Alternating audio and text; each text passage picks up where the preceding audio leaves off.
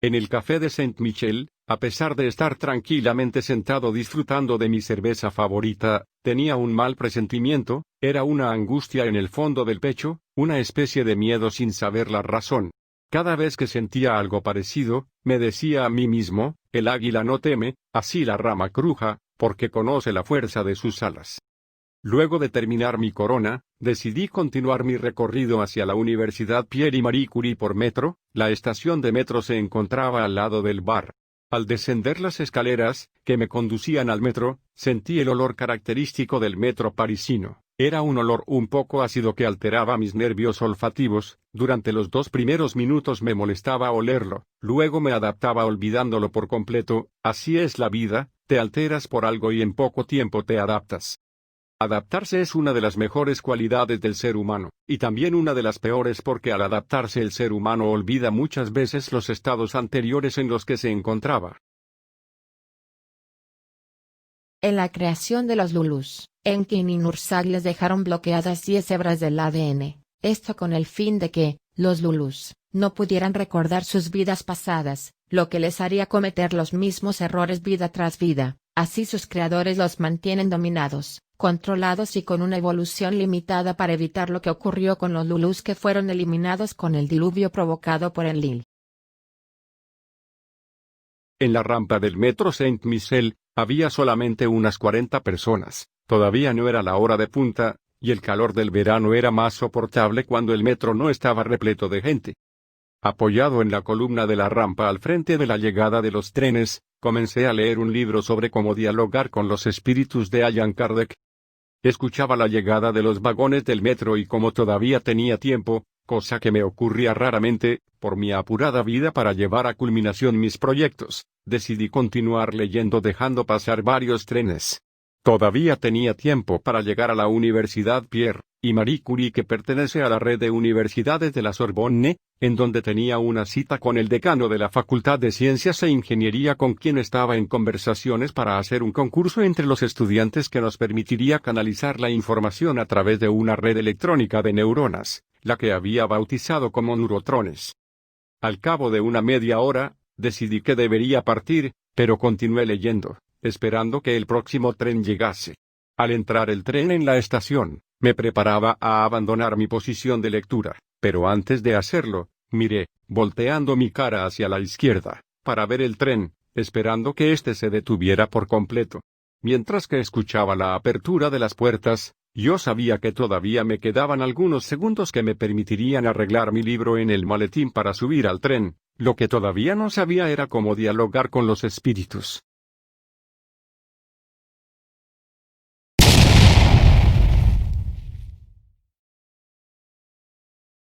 Súbitamente, un ruido ensordecedor acaparó todo el lugar, y fue seguido instantáneamente por una fuerza estremecedora y destructiva que arrasaba todo a su paso. En ese instante sentí que otra fuerza me puso en una milésima de segundo detrás de la columna para protegerme. Luego de esas milésimas de segundos, abrí los ojos y, en lo que quedaba de la explosión, vi pasar varios cuerpos humanos y pedazos de cuerpos humanos, pedazos de fierros, pedazos de concreto y papeles, acompañados de una nube de polvo que estaba mezclada con el humo de la explosión. Esta amalgama explosiva había oscurecido todo a su paso, como cuando las tinieblas o un eclipse oscurecen la luz del día. Estuvo cerca. Todavía no es tiempo que salga de esa dimensión, lo necesitamos vivo. Es nuevamente Marduk. Los segundos eran interminables, era el comienzo del fin pensaba yo. Sin saber lo que pasaba, por un momento pensé que era un terremoto. Todo era tan inesperado e incomprensible, lo único que quería era de salir lo más rápido posible de ese lugar que, por algún motivo había cambiado completamente, y yo no creía estar listo para cambiar o para morir. Quería salir para tomar un taxi que me llevaría a la Gare de Montparnasse donde tomaría el TGV, tren de gran velocidad, para dirigirme a Burdeos y llegar al anochecer a mi casa. Quería estar con mi amada esposa y mis 2 lindas hijas. Quería estar compartiendo, con ellas, tranquilamente la cena. Luego quería ver alguna buena película, y finalmente poder ver el noticiero de las 10 de la noche en el cual seguramente nos anunciaban algunas guerras, lejos de Francia y algún atentado terrorista en cualquier otra parte del mundo. Esto, en el fondo, nos hacía sentir a salvo y protegidos frente a los dramas que les sucedían a otros. Por nuestra naturaleza, siempre pensamos que somos los últimos a quienes les pueda ocurrir alguna desgracia. Los noticieros televisivos suavizan la realidad de los 7.545 millones de seres humanos que habitamos en este planeta, contando lo que trágicamente ocurre a menos de 1.000 personas.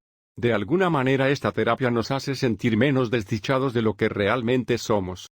Quería sobrevivir para realizar mi proyecto sobre inteligencia artificial en que estaba trabajando hace varios años. Más que nada, sentía que todavía no había alcanzado mi desarrollo intelectual y espiritual. También quería ayudar a todo el mundo a ser mejor. El ensordecedor ruido cesó y por unos segundos creí escuchar un profundo silencio. Este efímero silencio desapareció rápidamente con la llegada de los gritos y los quejidos de la gente que había sufrido física o emocionalmente en esa explosión. De una manera instintiva, me toqué por todos los lados y pude sentir que todo mi cuerpo estaba intacto. Quise dirigirme a, lo que parecía, la puerta de salida, pero una fuerza poderosa me impedía que me moviera, mis miembros no respondían a mi voluntad. El cuadro que se presentó frente a mis ojos era dantesco. Había mujeres y niños gritando para pedir ayuda y llorando porque estaban sufriendo. En todo este infierno, un hombre, cuyas 2 piernas habían sido amputadas por la explosión, se estaba arrastrando delante de mí. En ese momento me olvidé de buscar la salida, y traté de levantar al hombre sin piernas, para tomarlo entre mis brazos como alguien que levanta a un niño, pero la fuerza poderosa todavía me impedía moverme. Vi el rostro del amputado, mientras trataba de liberarme de esta fuerza que me impedía moverme. Era un rostro ensangrentado. La expresión del moribundo tenía algo de locura frente a una realidad que no existía algunos segundos antes. Estaba como incrédulo, el dolor lo invadía de miedo y de angustia. La sangre le salía a chorros por las piernas, y sus ojos se perdían mirando hacia lo alto, como buscando el cielo en ese infierno. Antes que pueda moverme, una columna de acero cayó sobre este infeliz hombre acabando con su sufrimiento, misma que me hubiese matado si hubiese podido moverme para ayudarlo. Este atentado es obra de Marduk, quien ya no sabe qué hacer para evitar el despertar de los Lulus, y lo que mejor se le ocurre es sembrar el miedo. El miedo es el alimento que necesita Marduk para hacer crecer su poder en el planeta Tierra. Marduk, hijo de Enki, nació con todos los rasgos de un reptil, e incluso tenía una cola, la que más tarde se la hizo quitar. Tiene ojos rojos penetrantes y piel escamosa. A los de su especie, les parece extremadamente bello. Su padre Enki le cedió a Egipto para que lo gobernara, y así lo hizo con un reinado que impartía el miedo a sus Lulu gobernados. Marduk construyó enormes estatuas que lo honraban, y lo convirtieron en el más tirano de todos los gobernantes de la tierra. Su estilo de gobernar inspira a todos los tiranos que todavía existen en la tierra. Nosotros tenemos la tecnología para regular el clima de la tierra, y Marduk se sirvió de esta tecnología para hacer creer a sus Lulus que él dominaba al sol y se autodenominó Dios del Sol. En lenguaje de esa época se le denominaba Ra.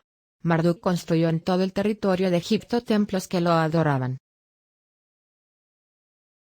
Cuando Enki construyó la pirámide Giza, su primo Quetzalcóatl desarrolló toda la tecnología para que ésta sirva de acumulador de energía que recargaba a los vehículos espaciales y a los discos que controlaban el clima de la Tierra. La pirámide también fue utilizada como receptor y emisor de las comunicaciones con nuestras Pléyades. Aquel que controlaba la pirámide Giza ejercía un gran poder en la casa de Anu. Esta obra estratégica fue el origen de muchas guerras de poder entre los diferentes clanes de la familia Anu, principalmente entre Marduk y Nergal, hijo de Enlil. Quien poseía la pirámide, controlaba la tierra. Todo el sufrimiento humano estaba concentrado en ese momento y en esas personas. Este sufrimiento era el producto del odio ciego y subjetivo del individuo inconsciente, inmoral y guiado por los malos espíritus que lo habían llevado a poner una bomba en la estación Saint-Michel en ese día de verano en París. Cuando al fin pude liberarme de esa fuerza poderosa que me impedía moverme, comencé a caminar entre cuerpos y escombros. La nube de polvo se posaba sobre ellos cual velo mortuorio, lo que, de alguna manera, suavizaba la escena de dolor y de muerte. Mis ojos estaban irritados y llorosos por el polvo, mi boca estaba seca y sentía el polvo raspando mi garganta sin poder avalarlo por falta de saliva. Perdí la noción del tiempo y del espacio, no podía ubicarme dentro de lo que quedaba de la estación de metro, y no sé cuánto tiempo me tomó salir de ese lugar infernal. La penumbra se iluminaba muy tenuemente por el fuego proveniente de los vagones, y por los cortos circuitos de algunos cables eléctricos al chocar entre ellos o al tener contacto con el agua que salía de las tuberías averiadas. En esas penumbras una luz apareció en algún lugar y decidí dirigirme hacia ella. A cada paso que daba me encontraba con un obstáculo, ya sea carnal, o de escombros. Recogí del suelo una placa de metal para protegerme de lo que continuamente caía del plafón. Avancé, en estas condiciones, unos cuantos metros. La luz se hacía cada vez más definida. Acercándome a estas luces me di cuenta de que eran los faros de emergencia situados en las salidas de las rampas. Ningún otro ser viviente me acompañaba en mi recorrido para encontrar la salida de la estación de metro. Solo veía los cadáveres de los pocos usuarios que se encontraban en esa rampa de la estación ese día de verano. Siguiendo las luces de emergencia pude encontrar la salida de la estación. Al salir de la estación, había mucha gente en el bulevar del mismo nombre. Muchos ayudaban a sacar a los heridos, quienes se encontraban en otras rampas de la estación, por lo que el impacto de la explosión no acabó con sus vidas como lo hizo con los que estaban en mi rampa. Los heridos eran socorridos según su gravedad en el sitio, o eran subidos a las ambulancias para llevarlos a los hospitales.